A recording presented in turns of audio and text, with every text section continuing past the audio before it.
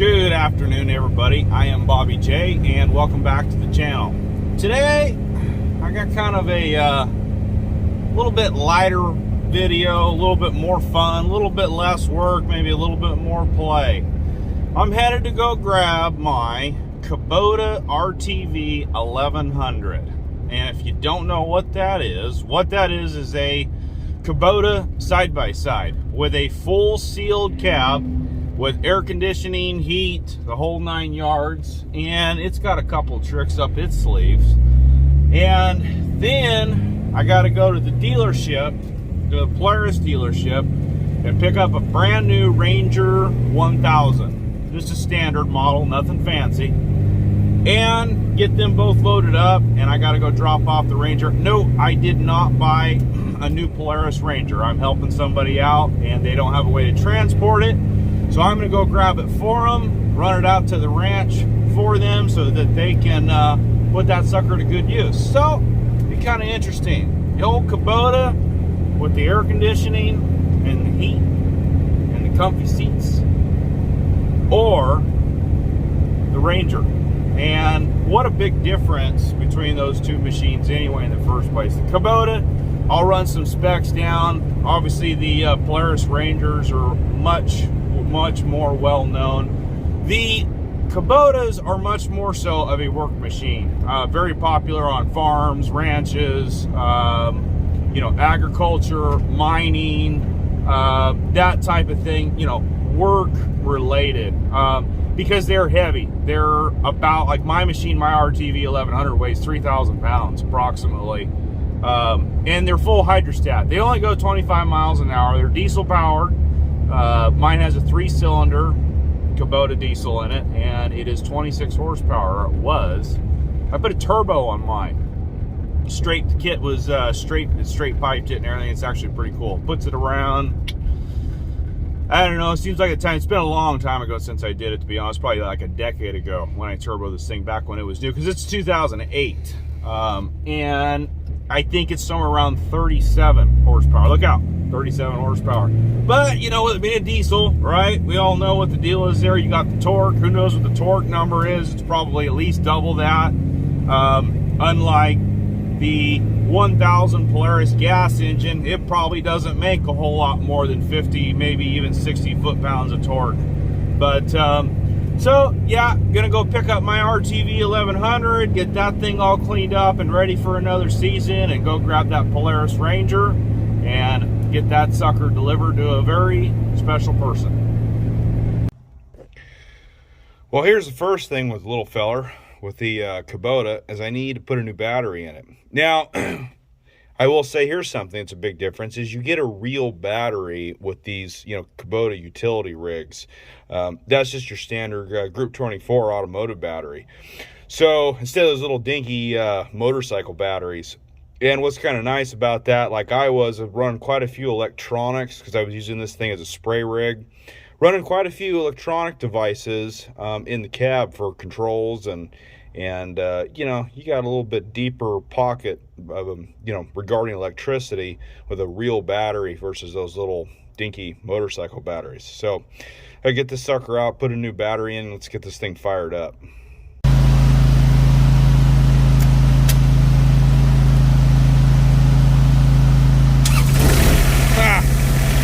Fired right up. Hasn't ran actually in about a year and a half.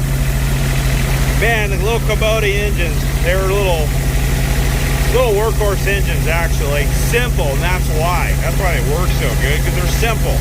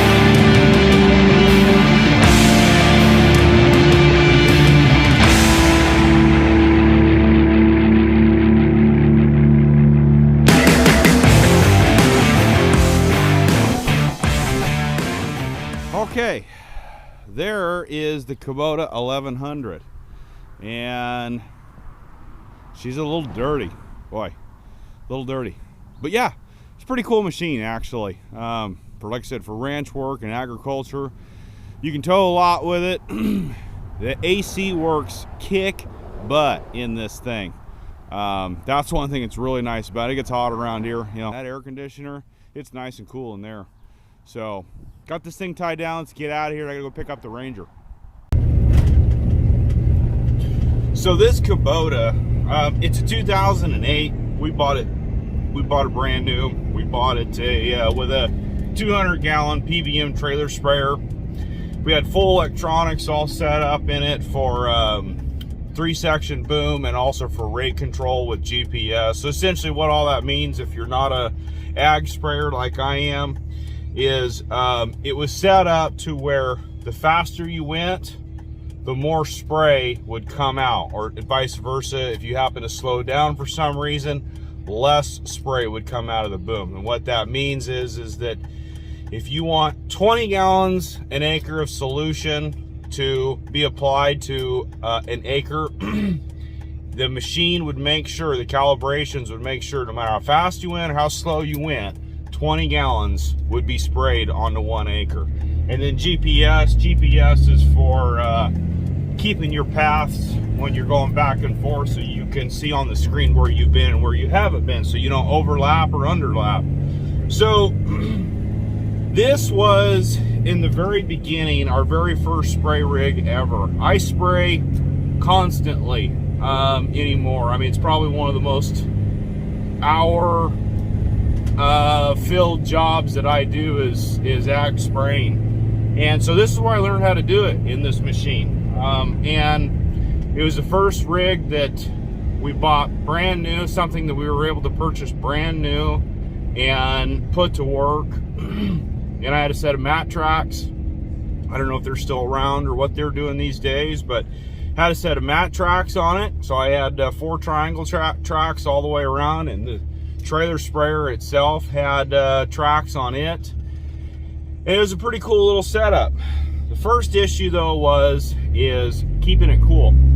Kubota screwed up. And I remember when they first started building these, I guess they had a lot of trouble with them down in Australia, overheating and stuff. Radiator's too small. 2 things were wrong with it. The radiator was just flat out too small, and it set down on the driver's side right in front of the rear tire.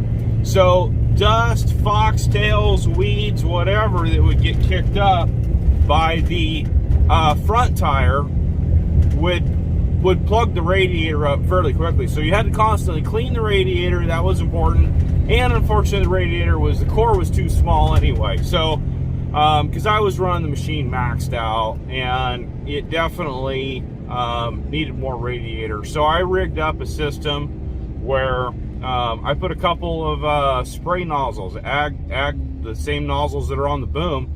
I put 2 of them in the radiator area into the fan shroud, and I had a 20-gallon tank in the back of the bed, and I had a toggle switch down on my left-hand side by my hip. I hit that toggle switch, and it would turn that little pump on and spray water, a fine mist, not just like, you know, garden hose, but a fine mist would come out and mix in with the air going into the radiator, and that would cool that thing right down. And then shut it off, go 5 minutes, watch the temp come back up, hit it again. And the second thing I did was I turboed it. 26 horsepower was not enough, and when that AC pump would come on, boo, man, RPMs would start to plummet. Just didn't have enough power. So there was a company, I don't know if they're still around. I think they were out of Colorado. I can't even remember what their name was, but they were using these machines to pull groomers for snowmobile trails. And way up in the high altitude of Colorado, naturally aspirated 26 horsepower was not 26 horsepower at 8,000 feet, 10,000 feet, whatever. So they came up with a turbo kit, Southwest something, that was their name, Southwest something, that's gotta be it, right? But yeah, they came up with a turbo kit for it. And So I bought that kit and put it on, and holy cow, man, now we got 37 horsepower. Look out. 50% gain is what they said. And it was there. I could run the AC now. But yeah, you know, it's pretty cool. It sounds cool. It's a pretty cool little rig with that turbo on it. Now with, I use it a lot more for just getting around. I moved on from it for the most part as far as a spray rig. So I use it as my little pickup. But I didn't use it much last year. And in fact, it's kind of gotten forgotten about, neglected a little bit. So I'm gonna go get it all cleaned up and serviced, all the filters and fluid and stuff changed. And I'm gonna put this little sucker back to work this summer, because it's a cool little rig and one of the first things that we ever bought new on the farm. Yeah, can't afford to buy a whole lot of stuff new, but for the amount of acres that we had to spray, and we knew that we were going to have to spray and what we were trying to do with it, and the amount that we would save by doing our own spraying rather than hiring a crop duster or that sort of thing, we knew that it was going to pay for itself, and we're willing to buy it brand new, and so that's kind of why it's a little bit special. Yeah.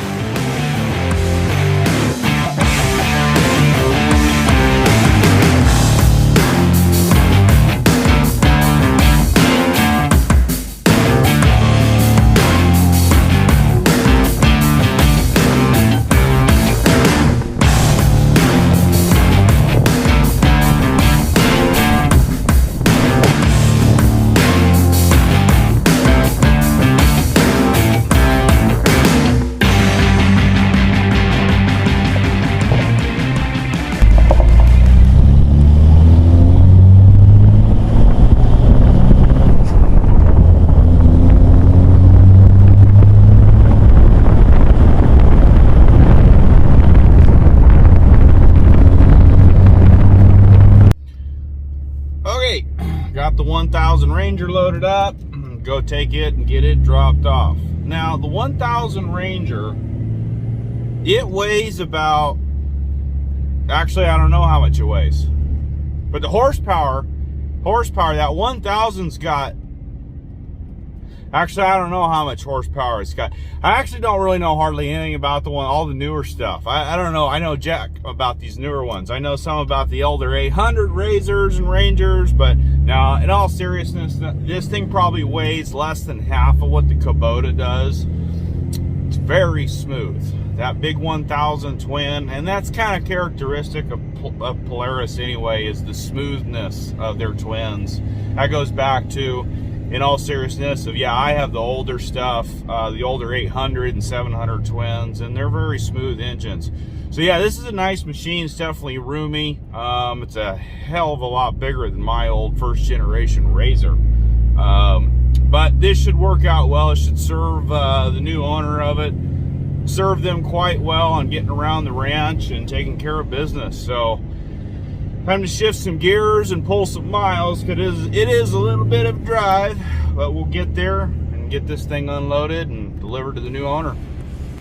What in the heck are those? Are those Corvettes? Ooh.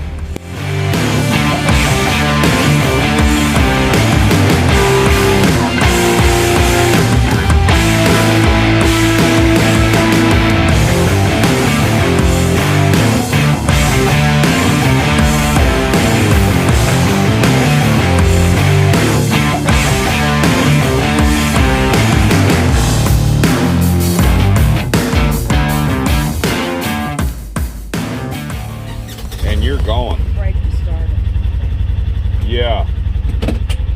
That's low and that's high. Okay. Oh, better back up before I. That sounds like a good plan. Yeah.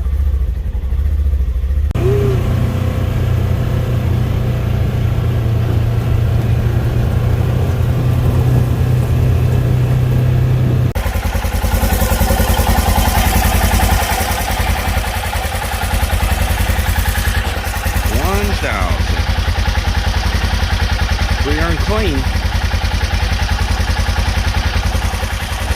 Hey everybody, are you enjoying this video? Great, that's fantastic news. Now for today only, I'm running a special on subscriptions for the low price of $3.99. So hit that button down below and subscribe to the channel and help this sucker keep on rolling. See ya. Well, got that Ranger 1000 dropped off, and we kind of tooled around with it just a little bit. That's a pretty nice machine, I'd say. You know, it's kind of interesting because I'm more of an little bit older school Polaris guy. I haven't bought anything new on the ATV side in a long time. So it's kind of cool. There's some things that are some familiarities to the, you know, mid-2000s era machines that I'm used to. And there's also a lot of new things that...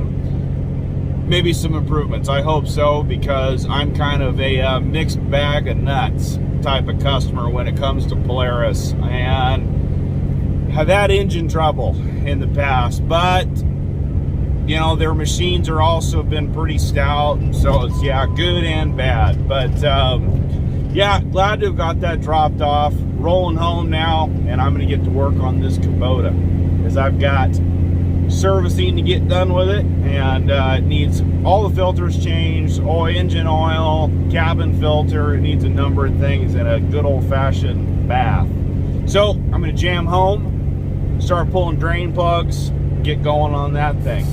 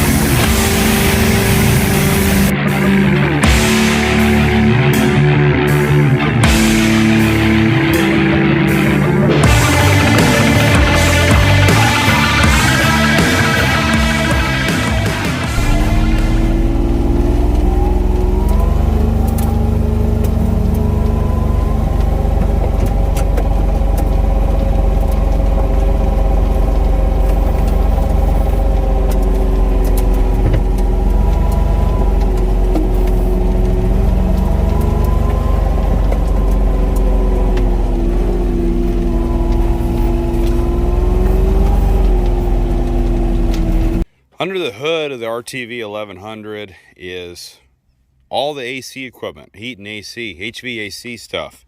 And so you can see there's a fresh filter. I've already finished servicing it and everything, and got a new filter, cabin filter, both on the inside under the dash and out here in the HVAC system. So that's what's kind of unique on the 1100 versus the 900, and this continues on in the newer versions of this machine with Kubota. But you know, the AC system is really nice, and the reason why we wanted this particularly was because we were, like I said, we were spraying with it. So I wanted a completely sealed cab to you know, keep me from dying at 55 from cancer. So that's why we went with this unit. And so yeah, it's a nice little machine, and you see there's the radiator down here. And that's what the problem is with it, is it sits right here in front of the back tire, and then the front tire kicks, you know, all kinds of crap up, and it plugs it up way too fast. So you can see my nozzles, there's two nozzles there, and then they kind of just atomize real fine mist or water in with the air as the fan's pulling air across, and that works wonders. But that's basically the rundown of the RTV 1100 and these Kubotas in general. Definitely no powerhouse. With the turbo, it's even not a big powerhouse by any means, but it is a lot better than it was, that's for sure. And with the 900 model, that's an open station cab with no AC. Now that one there, I think, is you know, you're not trying to run an AC pump. It's amazing how many horsepower that actually takes. So but yeah, this has been a good little machine for me, and I plan to continue to use it and work it and keep going. So thank you for watching this video. Again, please subscribe, please like, share, and we will see you on the next one. Later.